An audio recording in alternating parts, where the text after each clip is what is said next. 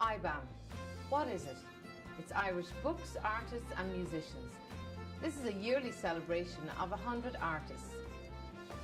IBAM brings 100 artists together with their fans to the Irish American Heritage Centre. There are books on fiction, non-fiction, and so this all happened within the last 2 years. Wow. I know. mystery, self-help,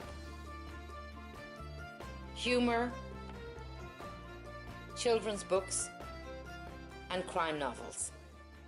The event gives writers a chance to interact with their fans. IBAM is all about everything that's the best in Irish heritage and culture. The I stands for Irish, the B stands for books, the A stands for all the arts, performing arts, visual arts, dancing, storytelling, and then the M stands for music. July 20th of 2009, we came to the Heritage Center and we said, hey, you've got this 4-story building that sits on a city block. Why don't we celebrate Irish heritage and culture in a big way, one weekend a year? And let's have storytelling, dance, theater, and film all in one building at the same time. And from that same meeting, that first day, they added the I to BAM, and we proceeded to put on the first one in 100 days. What I do in my book series is I teach the children all about the old traditions, the old festivals, celebrations, and of course about the world of the Fae, the fairies. It's very, very strong in our tradition. The book series itself grows with the child. We start with a 1-chapter book. Then it leads all the way through the 5 books to a 10-chapter book. What I'm doing is I'm developing their reading skill, at the same time giving them something very magical and adventurous to read. And what inspired you to write this novel? Well, I was in Bray a few years ago, and there was a carnival there, right on the water, and I thought that would be a good setting for a story. So I wrote a short story that was published in the Chicago Reader, and then eventually I turned it into a novel. That became the first chapter of the novel, The Carnival at Bray. The book is about a 16-year-old girl from Chicago who has to move to Ireland when her mother remarries. And the book takes place in 1993, and it's about what happens to her when she moves. She falls in love, she experiences tragedy, and that tragedy forces her to go on kind of a journey through Dublin and eventually to Rome. It's sort of a coming-of-age young adult novel. My name is Conor Caneen, a good Corkman, professional speaker, business humorist and an author. And I did a one-man show here at the Irish American Heritage Centre yesterday, which is titled For the Love of Being Irish, where I do the history of Ireland through limericks and through good storytelling. Its capital city is Dublin, where nothing is ever too troubling, where the beer isn't green, but it's great to be seen, and the people in Dublin are bubbling. Here I give Reagan some space and I give Kennedy some space. Right. Very nice. M is for music, Van the Man. Yeah? Right, yeah. The Pogues, Van the Man and the Boomtown Rats. Yes, really and truly they were cool cats. James Joyce, in For the Love of Being Irish. So I do a little bit of a limerick on James Joyce, and then we do a little bit of history about Joyce and Irish writers as well. Excellent. One of the world's most famous authors is also here at IBAM. NPR describes Frank Delaney as one of the most eloquent men in the world. The broadcaster and author has a career that has lasted more than 3 decades. Delaney is an international best-selling author. He's here at IBAM to talk about his new book about James Joyce. When this man started writing, he was already very clearly one of the major artistic figures in history. And people couldn't bear that he was Irish and young and brilliant all at the same time. So they gave him a reputation of either being totally inaccessible, even though he wrote about very ordinary people. And they gave him a reputation of being filthy because he described what people's lives are. Joyce is the first person who ever has people going to the toilet. Joyce is the first person who talks about people lying in bed together. Joyce is the first person who ever really gets into the actual nuts and bolts of life. But because he did it so beautifully and so elegantly with gorgeous, finely honed, perfectly chosen language, people couldn't bear that. And it was so new at the time, people were afraid that this was going to change literature for all time, and indeed it did, and for the better. Without Joyce, you would never have writers as economical as Hemingway, as tender as Fitzgerald, as powerful as Faulkner, who openly admitted to emulating Joyce. And that's what James Joyce did. There are also artists who are breaking new ground, like Barry Jazz Finnegan. He's here from Ireland, where he creates his famous charcoal drawings. He does this by using an iPhone, and then he takes charcoal to paper to create something magical. At the gala for IBAM's awards dinner, several artists were honoured for their contributions in their various fields. The highlight of the event was a concert with the amazing High Kings. In the merry month of June, from me home I started, left the girls of June, nearly broken-hearted, saluted father dear, kiss me darling mother, drank a pint of beer, me grief and tears to smother, then after eat the corn. The High Kings are essentially the greatest folk and ballad group of all time who currently exist at the moment. They come from a seriously strong cultural heritage families. Finbar Clancy, whose father Bobby was in the original Clancy brothers. We have Martin Fury, whose father Finbar Fury, from the Fury brothers and Davy Arthur.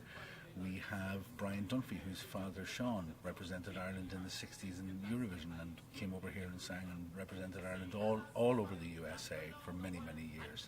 They basically are delivering the material that their fathers used to sing, plus some original material in a folk rock and a ballady session. Once you see the High Kings once, you'll kind of understand why you're going to come back time and time again. In Dublin next arrived, I thought it such a pity to be so soon deprived of view of that fine city. Well then I took a stroll, up the hare and Turner down the rocky road, all the way to Dublin, whack-fa-lolly-ra. Up the hare and Turner down the rocky road, all the way to Dublin, whack-fa-lolly-ra, whack-fa-lolly-ra, whack-fa-lolly-ra. Memories of 2011 as he burst through the Celtic leader, the man still going.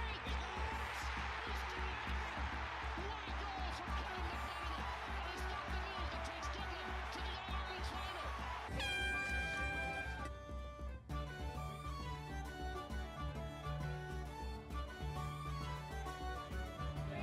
Kathy, everything looks beautiful. First, I'm going to taste the fish and chips. Can you tell us a little bit about the Windy City Gaels?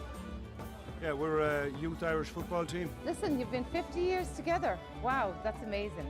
How's it going? That's really good. Very nice. Very tasty. Well done to you. Delicious.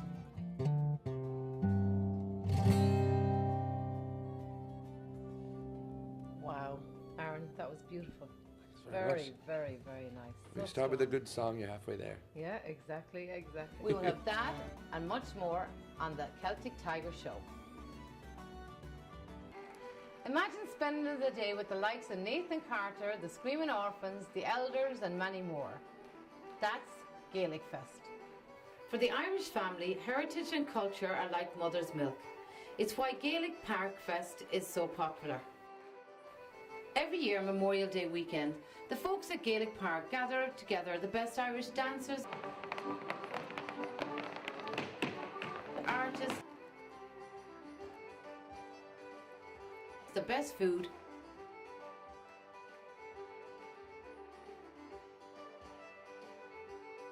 and lots of Irish music.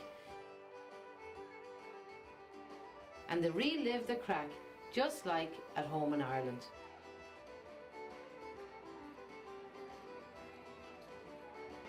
They also use it in a way to educate the new generation about their Irish heritage.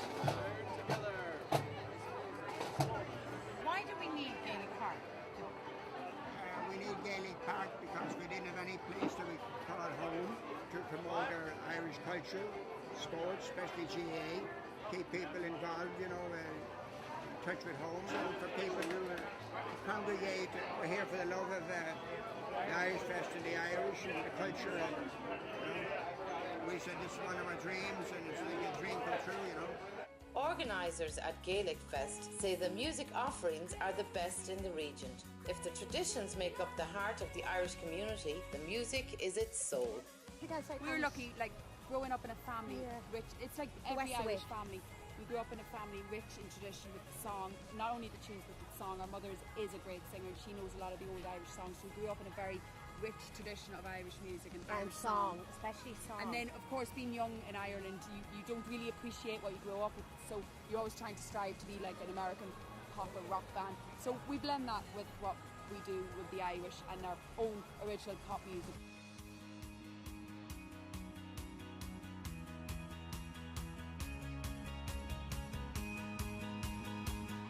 it's just being Irish, being a woman in the business.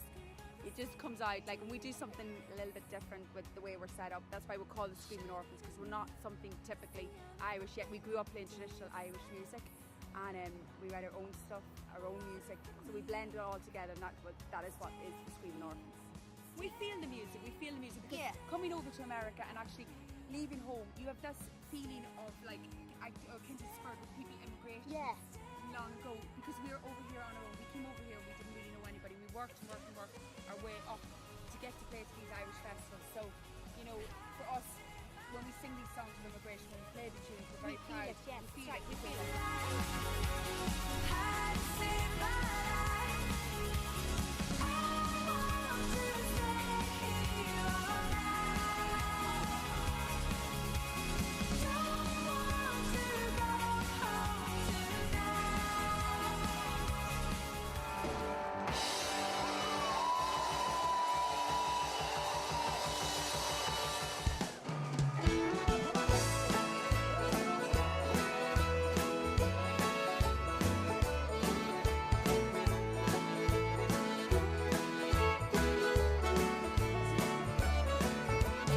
How does it feel being compared to Elvis, Nathan? Well, I don't know. It's a big compliment anyway. My granddad's hero was Elvis, actually, and the first song I ever learned at the age of 3 was "Are You Lonesome Tonight." Elvis has been a big influence since a young kid. We had videos of him in the house. But geez, it's a massive compliment, yeah. It is. And I'm telling you, you're at 23 years of age. Look at all the people screaming and wanting to meet you and everything. It must be a fantastic feeling. Oh, it is. I'm a very, very lucky guy. I travel about doing what I love to do, and you know, I don't consider it a job or a task. You know, to me, I'm very, very lucky, and I enjoy every minute of it, and I thank the man up above for letting me do it. You know.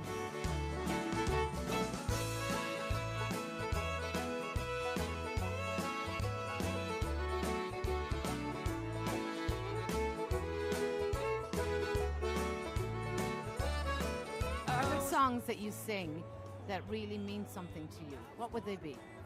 Well, I suppose there's the town I love so well. I've been singing that for the last 5 or 6 years, and I got to record it with the man who wrote the song, a guy called Phil Coulter from Derry, and that's been a big part of our show, that song, for the last few years, and people seem to love it.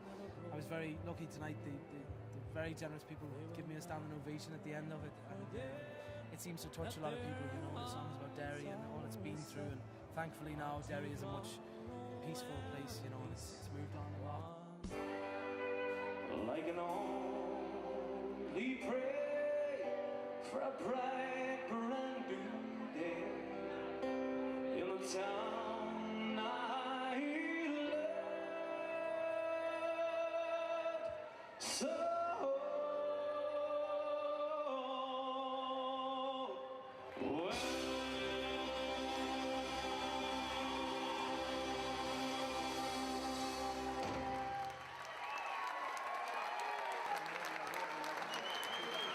Thank you very much. Thank you.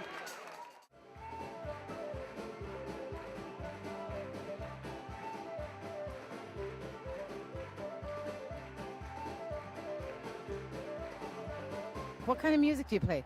We're a pretty rambunctious rock band, and we play a lot of the traditional musical instruments as well. We've got accordions and fiddles and drums and bass guitars and everything else. So we do quite an up-tempo show, but then we bring it down and do quite a bit of some trad and some folk music as well. Excellent. Lots of vocals and lots of drums and lots of energy. And there's a lot of Irish ancestry in Chicago, and especially South Chicago. You may as well be in the middle of Dublin. You know? I mean, you walk out there and look at the vendors and you can hear all the accents all around you from all parts. You really can. It's amazing. You know? So much more than Kansas City or some other places. There's a lot of Irish in Chicago, and every time we come here, we've got a big following here, and we always have a great time. We love it. What are your biggest songs, and what is the message behind those songs? There's a song that's become very, very popular. It's an a cappella song called Men of Erin. And I actually wrote it about my dad. My dad is deceased, and sitting there thinking about him one evening, and the song just came, and the words just came, and the melody just came. And I went in the studio the next day, recorded it, and I just left it a cappella and didn't do anything.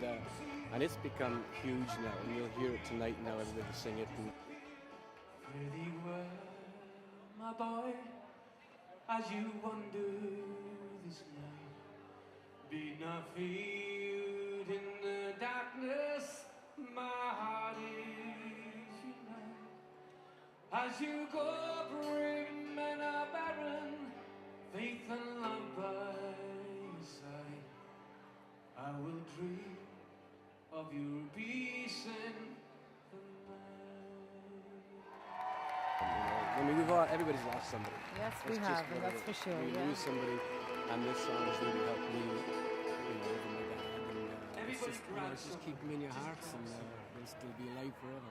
all you people out there as well, grab hold of somebody.